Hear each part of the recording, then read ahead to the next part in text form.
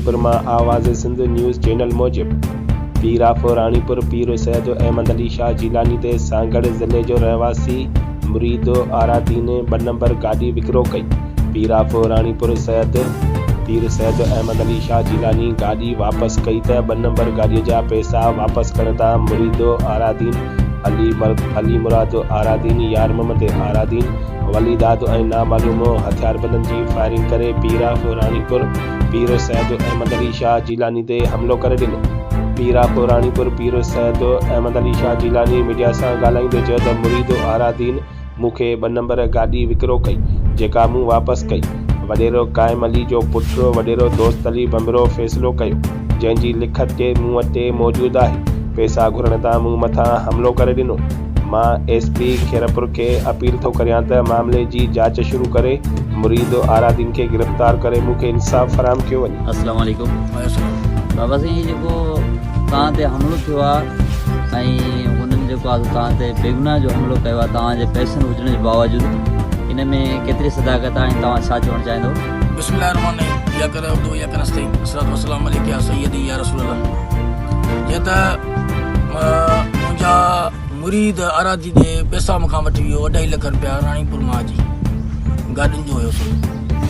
पोइ गाॾी जा कागज़ हुन जा 2 नंबर हुया, हुन में टिकली 2 नंबर हुई। पोइ मां हो चयो मां 20 साल तव्हां सां ॿधल आहियां। पोइ उहा टिकली जो 2 नंबर हुई त मां हुन कागज़ जेको आहे सो माना वापसि ॾिना। मां चयो बाबा तूं असांजा पंहिंजा पैसा वापसि कर, तूं जेको आहे सो माना इहे कागज़ मूंखे 2 नंबर ॾिना। पोइ कागज़ जेको आहे सो माना चयो ॾियो त मां तव्हांखे पैसा वठी ॾियां। पोइ कागज़ मां थोरो ॾियाराए मां मिठल खे कई आरादी खे फ़ोन। मां चयो कागज़ चए थो ॾियो त पैसा ॾियाराए। हाणे कागज़ बि ॾेई छॾियां, पैसा बि हुन वटि पोइ ॾींदो पैसा। मिठल आरादी जो तव्हां ॾेई छॾियोसि कागज़, पैसा जेको आहे सो माना तव्हांखे ॾींदो।